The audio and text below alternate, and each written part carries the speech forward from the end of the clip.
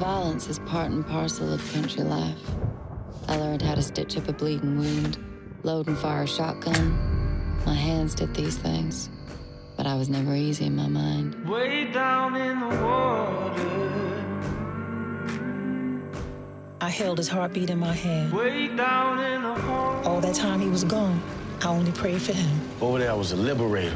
People lined up in the streets waiting for us. Sometimes I actually miss it. Yeah, me too. I'm coming back from the fire. You're the one always talking about our own and our own parcel, the only way to get up from under their foot. Crawling back from the dirt. I don't want you working for them. I won't be working for them. I'll be working for us. How are you ladies doing? First, congratulations on a great performance. I love seeing both of your characters on screen, and you brought a lot to this project. But my first question is, Mudbound is being distributed through Netflix. Netflix is a home for binge watching, so I want to know from both of you, like, what was the first thing you binge watched on Netflix? Black Mirror. Yeah. And Ozark. Oh yeah, I love those. How about you? I think the first thing I binge watched was Bloodline. Did you see that? Oh yeah. And then Designated Survivor. Oh, okay. Quite intensely after that. All right, so this movie takes on a period that we haven't really seen on film. We've seen slavery, we've seen a little bit of Reconstruction, but this period right after World War II is like kind of unique, especially Mississippi Delta. Was there a lot that you guys learned about the period itself and what was going on, or was this a continuation of the history you knew was happening? Well, it seems to me that it's a continuation. It's nothing new. I didn't learn anything new except for we have a long way to go. I mean, that's not new either. But that's there was nothing new to learn. It was kind of sad. Yeah. For me, it was a big learning curve. I mean, this isn't my country or my history, although we share a lot of the same problems.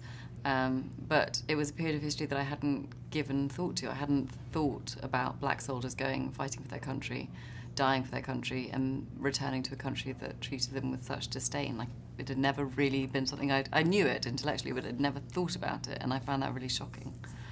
What do you think about the excuse for the ignorance of a community that says that things like that were in a certain time and were okay, and that we should just look at it through the lens of time and think that, oh, it was okay because people didn't know? I mean,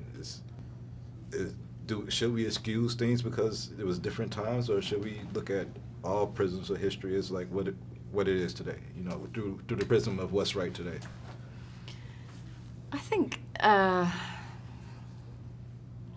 first of all, we're talking about looking back and making judgments on things that have happened historically. Yeah. I think you can say what is right and wrong and what is, and I think, you can look back at that time and say that the behavior was despicable and the laws were despicable, and I don't think you can grant forgiveness or passes for a social construct. I think what's interesting in this film is you're looking at so many different narratives, and you are getting into the mindset of people who were brought up to believe a certain thing, and I think that can provoke conversation about how we believe today. We're not now raised in a society where we are told to believe certain things, but somehow those sentiments still remain, and why is that? And why do we still have racism so rampant? And why do we still have white nationalists marching the streets and the Ku Klux Klan?